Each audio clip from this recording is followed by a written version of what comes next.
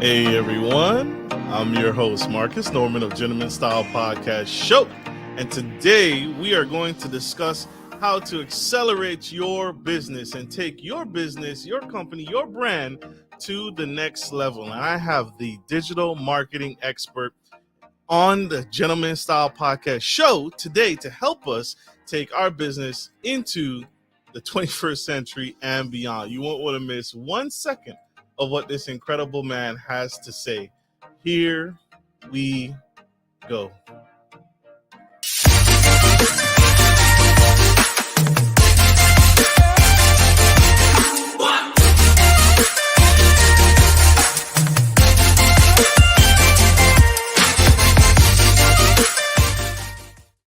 Hey everyone, I'm your host, Marcus Norman of Gentleman Style Podcast Show, and I have Mr. Jonathan Green, best-selling author of over, get this, 300 books. He's also a celebrity ghostwriter and a high-ticket affiliate marketer whose brand and company has taken him across the globe. And here today on the Gentleman Style Podcast Show, he's here to give you the tea, the secrets on taking your brand, your business to the very next level. So help me welcome to the stage the incredible Mr. Jonathan Green. Welcome to the show, sir. How are you? I'm good. Thank you so much for having me. Absolutely. Thank you for being here. Thank you for joining us on Gentleman Style Podcast Show. Sir, we need your help.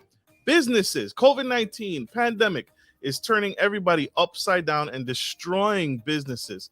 Sir, what got you inspired in business? What got you started in teaching and coaching to marketing and branding?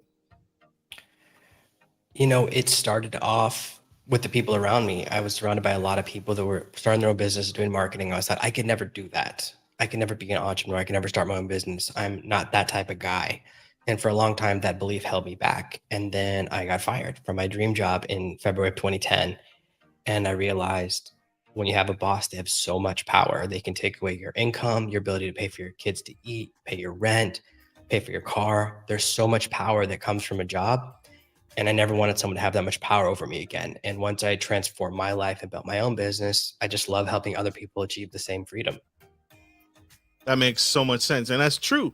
We all need that freedom. COVID-19 showed everybody that you are just a number. We are all just numbers and wheels in a cog. How did you find your niche? How did you find what you specialize in? Did you have to dive deep? Did you have to read some books? Was it yoga? How did you find what you are truly good at and gives you joy and then make money off of it? So I needed to make money fast. I got fired the Monday after signing a lease on a new apartment, buying a new car over the weekend. So I had all these new bills. I was like, oh, I wish you'd fire me on Friday. And the first thing I started doing was selling services to local businesses. So I said, this is something that I can do quickly because you get paid at the beginning of the work. A lot of business models, you do all the work, you work for months or years before you start making money. So I said, I need something where I'm doing services. So I bought a course, really expensive. I was like sweating, so nervous, very expensive. It took me 6 months to pay it off. I took the split payment, but it kind of gave me that impetus. I said, every month I have to make enough money to cover the cost of this program. And that really became my focus. So I built my first website on Saturday and got my first client on Thursday. So it took me about 4 or 5 days to go from idea to revenue because I felt like that push behind me. And I said, I'll do whatever it takes. And when you have that mindset, you can really find success, but you have to really, really want it and really need it. And when you kind of come from that place, you'll start to do things that are outside your comfort zone and you can start to grow a business. So true. So true. What tips or advice or secrets would you offer to someone? Because you teach this on a very great granular level, on a big level. What would you say to someone who's trying to find their niche in business? So and they need to make money. Maybe not as quick as you because that's accelerated. You did it at a really quick pace. What advice would you give to someone else? So I believe there's 3 phases to building your online business. The first is generating time income, which is where you're getting paid for your time. And this is where you can replace whatever you're making at your job. So if you're working a job right now, getting $15 an hour, if you can work for yourself, making 30, you can work 4 hours a week for other people and 4 hours a day for other people, 4 hours a day for yourself. So I really believe in building that first, and I call it runway, which is where you have money coming in and you don't need a boss anymore. So we want to replace that job income as quickly as possible. And the way to do that, to get through phase one, before we look at passive income, is to have a job where you're in control. So, for example, let's say you're making $1,000 a month from your job. It's better to have 10 clients each paying you $100 a month. So, if you lose one client, you don't lose 100% of your income, you'll lose 10% of it. So, this is how you start to protect yourself. Like when things happened over the last few years, when some people lost their jobs, it's because they're only had one source of revenue. So, losing one client's not a big deal when you have 10. In order to figure out how you can make money quickly is you look at what's your most valuable skill, asset, hobby, expertise, knowledge. And that's the thing that you can leverage for revenue, either the most money or the quickest. So if what you do at your job, you have a specialization, you're an expert at something, and it could be as simple, let's say you work at a car dealership and you help to sell cars. Well, you can start helping people buy cars, because going to car dealerships is very intimidating, worrying. You could become someone who says, hey, for $100, I'll come with you to buy a car.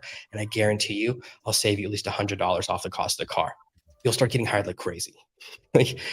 Right? You'll immediately be full-time job, and suddenly you're making, let's say you do 4 clients a day, you're making $400 a day just from one little idea, right? And that's just one expertise, right? Where you're just flipping to doing the other side of it. So it could be that. It could be that you have a garage or a space where people can store stuff, or bands can practice. There's a lot of really interesting opportunities. We start saying, okay, what do I have that I can leverage? And you want to leverage money quickly or the largest amount. Sometimes people say, well, I'm an accountant, I don't want to do accounting anymore. I'm like, yeah, but you can do 5 hours of accounting a week or 40 hours of something else. And you can eventually move away from accounting. But first, you start with that and use that as your leverage point, because you're working for yourself. So that's really the focus I think most people need. Is everyone has a skill that's really valuable. Most of the time, when I talk to people, they go, oh, well, I'm only good at this. Who would pay for that? And like a lot of people. So a lot of times it's because we undervalue ourselves. That's what's holding us back, is the idea that people wouldn't pay us, or that people wouldn't pay us more money. But here's the secret. Whatever your boss is paying you is less than your worth. Because if every boss paid every employee exactly what they're worth, every company would make zero profit. And companies don't do that. They want to make a profit. So whatever you're getting paid right now is less than your worth. Mathematical fact. Ooh, that's super true. That is super true. You see it and you hear about it all the time, that people are just working to earn a check and earn a living, but that living is not enough. It's not what you're truly skilled. And there's so many people who are skilled at so many things that's not tapped into. But you're right. They gotta offer you less. They have to offer you less, or else they wouldn't afford you. I had a friend I told is the same thing. She applied for a job, and she would sometimes get turned down for positions, and she'd have this negative mindset about it, like, oh, I don't, I didn't qualify. I said, no, they couldn't afford you. They couldn't pay you enough what you're worth. So very, very true. What is the main reason that you see entrepreneurs fail in business? Right, the average business doesn't last 5 years. They fail. What are some of the common reasons you see that people fail in business? The most common reason people fail is too much information. There are so many courses, so many systems, so many business models, and they all work. And a lot of it is bad information gets mixed in. So, like that fact, we all hear the statistic, right? So many businesses fail every year, every 5 years. If you remove restaurants, the statistic is way better. Restaurants fail so much, they throw off the curve. And I used to really be worried about that number too. And I was like, wait, 90% of the businesses that fail are restaurants. As soon as you're not a restaurant, which most of us aren't, your odds of success go way, way up. So, but it is true. A lot of businesses don't work. And in the starting phases, it can be because we don't take it seriously. Like if this is a hobby, and so we don't treat our money like business money. Like if I take my kids to the movie theater, I don't expect to get that money back. I'm spending the money, it's gone forever. But if I invest money in my business, if I put $100 into a Facebook ad, I want $101 back, because I'm seeing it as a business expense. So a lot of people, they talk about a hobby business or a side hustle or just dabbling. And when you have that mindset, it will hold you back, because you're not trying to earn the money back. I've seen someone buy a $10,000 program, make $1,000 back, and be like, I'm profitable. I'm like, you've actually lost $9,000, because they're not treating money with respect. And that holds a business back. Once you get past that phase, it's absolutely too much information. If you're trying to learn how to start a blog and launch a podcast and learn SEO and take local clients and do Facebook ads all at the same time, you're never going to succeed. So let's imagine there's a circle, and inside that circle is focus. This is your most valuable asset. and you have however many hours a day you can work. Let's say you can only work 2 hours a day on your business, fine. That's 2 hours of focus a day you can spend mastering blogging or mastering Facebook ads. But as soon as you do two things, now it's half the time. It's an hour and an hour. So something that would have taken you 1 month to master will now take you two because it's only getting half your focus. So you're doing Facebook ads and a blog, and you say, hey, I'm going to do a podcast too. Now it's one third, one third, one third. So now something would have taken 1 month will take 3 months. And what most of us do is we buy a bunch of courses, try a bunch of systems, try a bunch of ideas. This sounds good. That sounds good. This sounds good. And we break it down to at best tenths. So now something that would have taken 1 month now takes a year. And that's so long that we quit because we go, oh, it's not working. And it's actually not working because we're wasting our most valuable resource. Our most valuable resource is not money, it's time. Really, time can be thought of as focus. So every time my business is stagnated, it's because I've tried to do too many things at the same time or learn too many things at the same time. So slowing down and learning and mastering one thing at a time was really critical to my business succeeding.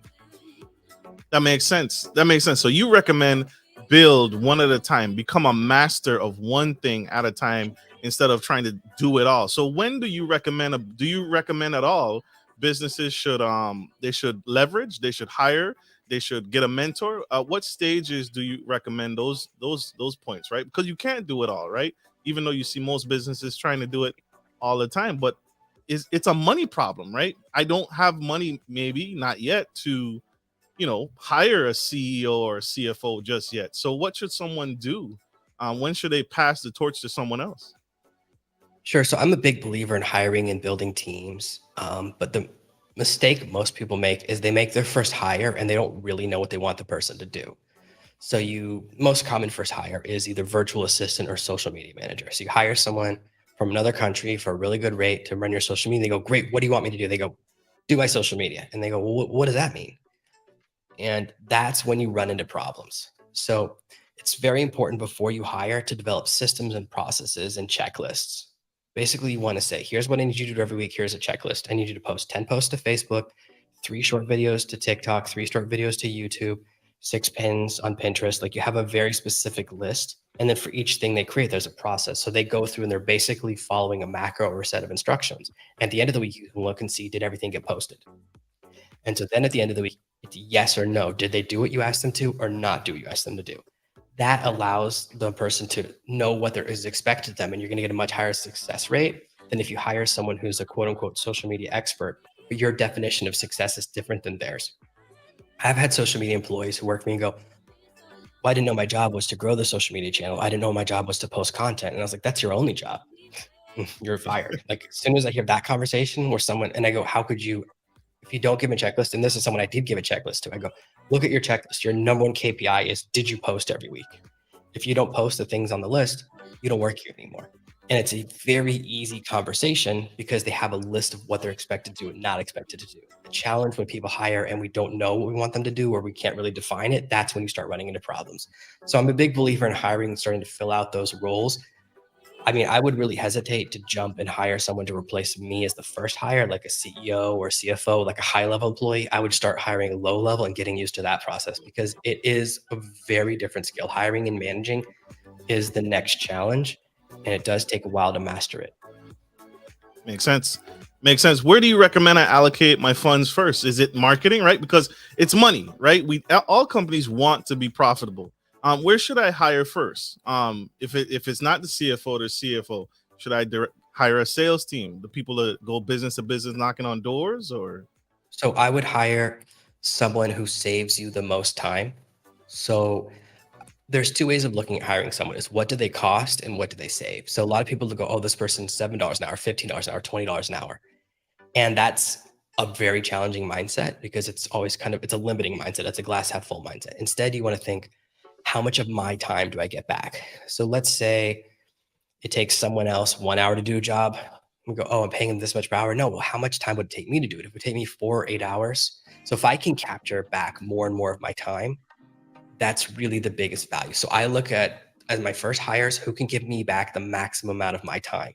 The more time I get back, then I can look at other things as far as growth and systems. But I'll always be the main revenue generator in my business, right? I'll be the one who's the name, the face, the expert. So for me, anytime I bring in outside salespeople or outside any of those things, it's always secondary because I can outsell, it's my business, right? Eventually, yeah, sure, you want to hire a sales team and marketing, but I would first focus on freeing up your time. So like you master one thing, hire someone to do it. Then you master the company. It means you'll understand what every employee is doing. I told you guys, the man, the myth, the legend himself, spilling the tea on Gentleman Style Podcast Show, Mr. Jonathan Green. This is huge. This is huge. We all heard this term before, demographic. How do I find my target demographic? How do I find that high? Because you mentioned this earlier. You said this earlier, right? You have 10 clients paying you $100. That's your $1,000. But we also know that there's that one client that can pay you $1,000 that one time. Now, it's dangerous based off of how you broke it down earlier, because if you lose that one client, your whole business is gone, essentially, just like your job. But how can I find my high ticket clients? Where should I be looking? It depends on the service or like what you're offering, but you have to look at who can afford you is the first thing. So you kind of have two Venn diagrams: who needs my service and who can afford it. So sometimes people start building a business, like let's say you want to sell local SEO. That's the first thing I sold. You can focus on the wrong customer base and really struggle. So my very first client, I didn't know what I was doing, so she couldn't really afford me. So the relationship only lasted about 6 months because she needed me to find her at least 10 new clients every month to cover the cost of me. And that's a lot of new clients for her type of business. Whereas other businesses, they only need to find them a new client every 3 months or every 6 months or every year. So they could have a much higher customer value. So I realized that when you're offering services, you want someone who, if you bring them one customer, that customer's worth more than you cost. So you look at their customer value rather than your customer value.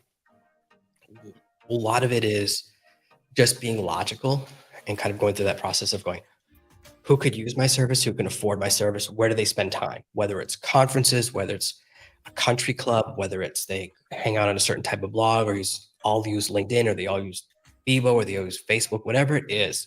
You start to look at where am I likely to run into large groups of these people, and then you work at getting into that network. So first is figuring out who that demographic is, which is mostly, can they afford you? True. So true. Sir, I'm going to challenge you because you did something that is completely unique and unheard of.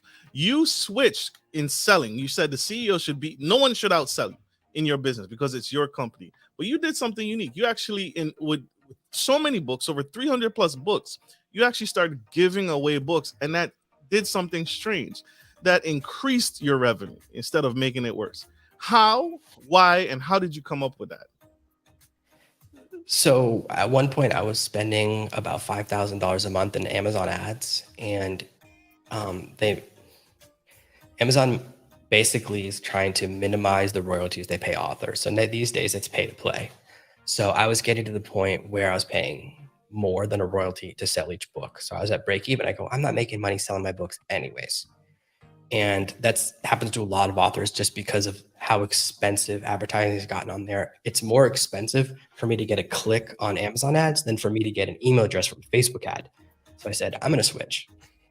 And I started thinking about how I behave as a consumer. And I don't read just one author, right? Very few people read one business book, one fashion book, one cookbook, and never read another book in the genre again, right? In fact, most people read a bunch. So I said, what if I stop thinking of other authors as competition, start thinking of them as cooperation? So I shifted to giving away my books. They're still for sale on Amazon. I still sell copies every day, but I don't have to run a bunch of ads. I don't have that continual stress of optimizing ads that are always loss leaders. So instead, I said, I'd rather just control it and know that every book it's free. I know the number.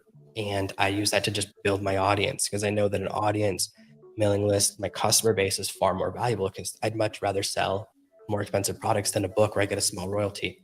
So once I shifted to that mindset, I started finding other ways to cooperate with as many authors, as many podcasters, as many bloggers as I could to give value to them and their audience. I say, let me give away your book to my audience, you give away my book to yours, and a lot of exchanges like that.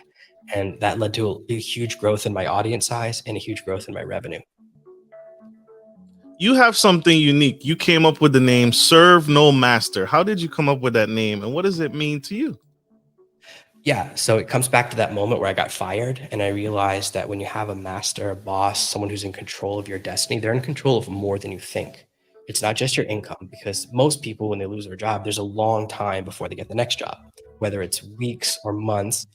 And some people, it's years, right? There's this huge gap. You realize, oh, they have a lot more power than I thought. I don't just lose my job. I lost everything, my entire way to support my family. So that's really what it means to me, is that you have the ability to do what you want. And it can mean how you spend your time. It can mean how you spend your days. It can mean where you live. It can mean the projects you work on, the people you work with. Like, I don't work with people I don't like, right? That's something a lot of us don't have the choice. Almost everyone works with someone they don't like. I don't work on projects I don't want to do. I don't work with people who don't appreciate me. I don't work on things that are boring. I work from home because I don't want to be in an office. I want to be around my kids all the time. So that's really what it means to me, is to be in control of the things you want to be in control of. And for everyone, it's a different recipe. Some people just really want to be in control of how much money they make. Other people really want to be in control of who they work with. And for me, it's really about freedom and how much time I work and what I work on, and doing the things I like and living where I want to live. So it's more of a freedom calculus for me, but it really comes down to that feeling I had. And I've had good and bad bosses. Everyone has, but I've had multiple bad experiences with bosses where I was uncomfortable or where someone took advantage of my naivete. And honestly, it's just about, I never want to feel that way again. Like, when I got fired, I said, I don't want anyone to ever have this much power over me ever again. So that's really kind of the centerpiece of my philosophy. Love it. Told y'all, spilling the tea on the Gentleman Style Podcast Show. This is Jonathan Green. We got to go to a quick commercial break. Speaking of partnerships, speaking of networking, we got to pay some bills, y'all. But stay tuned. Stay with us. We'll be right back. If you're looking for a reliable, professional trucking and logistics service, you've come to the right place. Musa Trucking is a veteran-owned and operated premier transportation provider that can help with all of your trucking and logistics needs. Musa is revolutionizing the trucking industry through strategic partnerships, the development of core personnel, and the use of cutting-edge technology. Our inventory system ensures that cargo ends up divided into the right trucks and reaching the correct destination. Our drivers are dedicated to transporting goods efficiently and safely. Contact us today to get started by visiting the website on the screen or by calling 757-756-5246.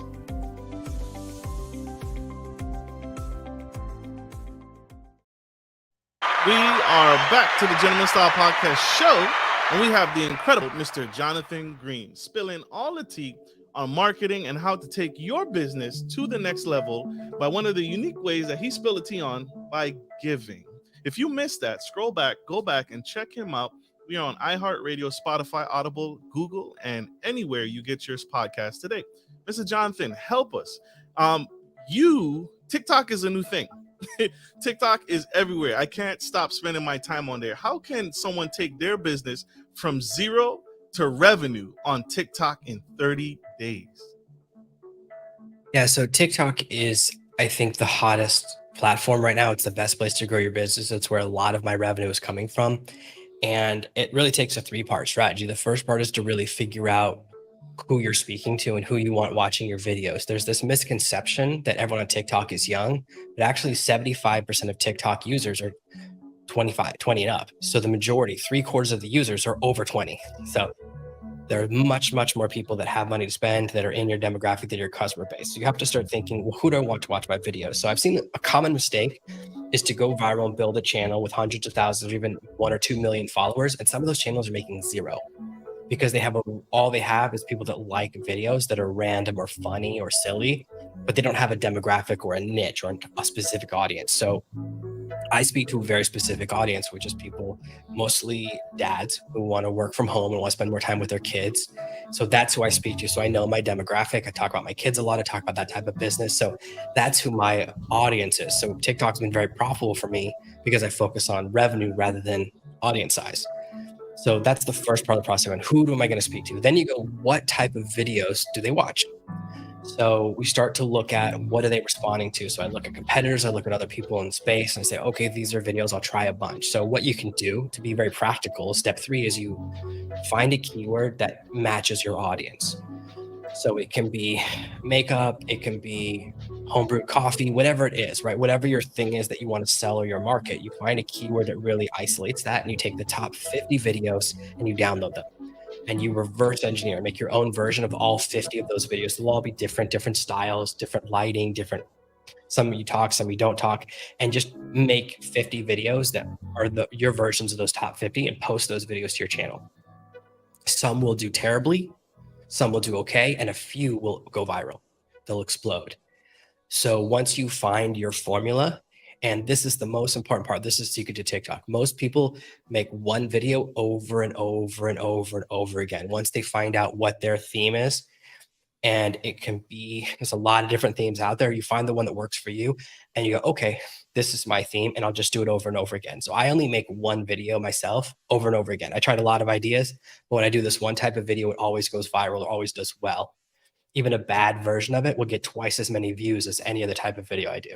So I found my formula just by doing exactly that, shooting a lot of videos and then just redoing and building on the winners. That's really the secret to TikTok. And then it's just about being consistent and treating it like a business, not like a hobby. So you have to post 3 to 5 videos a day, which means you have to record 3 to 5 videos a day. But when you do that, you can grow and make money on there really quickly. Whew. That's a lot of videos. I got on TikTok, and let me tell y'all, it's hard. I refuse to dance. I refuse to get on there and dance. But I'm like you said, I'm trying to speak to a very specific demographic of men and women. And so huge nuggets. One more round of applause for Mr. Jonathan Green on that tee. Sir, you have dropped some incredible nuggets this episode. What final nuggets would you offer to that young boy, that young entrepreneur, that young girl trying to get their business off the ground? There's so many different levels: marketing, sales, hiring, leveraging, so many different things. Any final nuggets for that young entrepreneur out in the audience? Yeah, I focus on revenue first. What's the fastest way to profit? What's the fastest way to make money? Because that buys you time, that buys you breathing room, that lowers your stress levels so that you can then focus on the other parts of the business. A lot of businesses, especially watching a lot of Shark Tank and these investment shows, and we see these companies that are valued at $1 billion and have never made a profit. They've always lost money. There's all these huge companies, and they're billions of dollars in debt, whether it's Uber or Twitter or WeWork. They've never made a profit, or they've lost way more money than they've ever made. And we look at these companies and go, oh, I could just build the company for 3 years and then make money. Most of us aren't in that situation. I need to make money the first week. Most of us need to make money now, not in 6 months or in 3 years. So don't fall for those traditional business models or those other kind of money first business models where it's just you're spending other people's money. Focus really on generating revenue as quickly as possible, because revenue is freedom. Because if you're making $10,000 a month, you don't care if your boss fires you anymore. The fear goes away and suddenly you're empowered.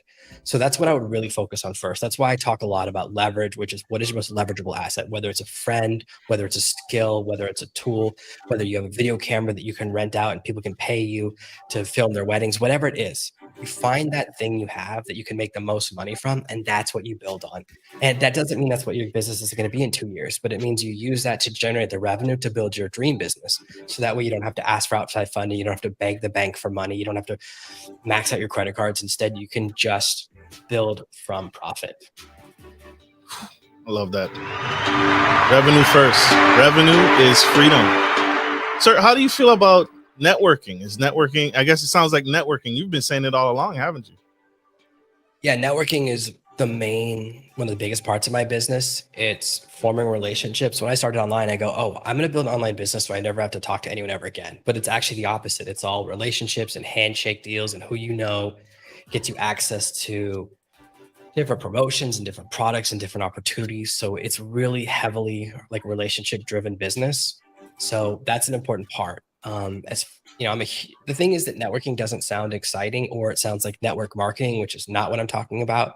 Networking is where you form relationships with people around you. Like the easiest example is if you're making $30,000 a year, Surround yourself with 6 people that are making $40,000 a year, and with a year, that's what you'll be making. Then surround yourself with people that are making $60,000 a year, and you'll just keep going up. Just surround yourself with people that are making 10 or 20% more money than you, and you'll basically increase your revenue every year 10 or 20%. A great example of this, the best example, is you join a local group, and they have them on Meetup everywhere. There's all these local groups in every city and town for people that are building online businesses. And someone who's making $100,000 a year will be like, hey, this client came to me and they only want to pay me $5,000 a month. I'm not interested. Do you want to take this client? And so someone that's too low for them, they'll hand them to you. This is absolutely how I've gotten clients and how I've passed on clients. So client to you, they're like, wow, that's 10 times more than he was paying me. You'll jump at it and they'll be like, yeah, it's too low for me. So this is how you can start to get really amazing clients, and they don't even feel like they're doing you a favor. You're actually doing them a favor because you're taking someone off their hands they don't want to work with. And the same thing happens to me. If someone comes to me and they can't afford me, I'm like, oh, I'm sorry, this is what I charge. I go, let me tell you someone else who's a little less expensive. Let me pass you on to someone who's charges half or a third of what I charge. And it doesn't mean anything to me. I'm helping the client, helping the person. I don't even charge a fee for that because I'm just not the right fit. So you can surround yourself with people that will just basically hand you money just for being there. Ooh. I take back everything I said. I'm terrible at networking, but this is something I need to do. Sir, Mr. Green, how can we connect? How can we learn more about what you're doing and my audience tune into what you're doing and what you coach to? Yeah, if you want to find me, you can just type Serve No Master into Google. Every result is either me or Jet Li. Most are me, but that will find you everything I do. And if you want to get a free copy of one of my bestsellers, I'm always giving away a different one free at givetogetfree.com. Love it. Love it. Check him out, y'all. That's Give to Get Free on every social media platform. And if you forget, reach out to me and I'll get you that link and get you on board so we can get you that fire boss education that you need, that you're missing out on. Because we need this. We need what he's doing. We need this knowledge. And he's offering it here on the Gentleman Style Podcast platform. And check it out. He's not Bruce Lee. Not yet. Well, he's the Bruce Lee of network marketing. Check him out there. We got to let Mr. Green go. He is incredible, awesome, and he's changing lives. Thank you for being on the show, sir. You are phenomenal. It's a pleasure to have you. Thank you for having me. Absolutely. Like I always end every show, take care of your friends, take care of your family, and always, always take care of business. This is Marcus Norman of Gentleman Style Podcast Show, signing off. Love you guys. Bye. Bye.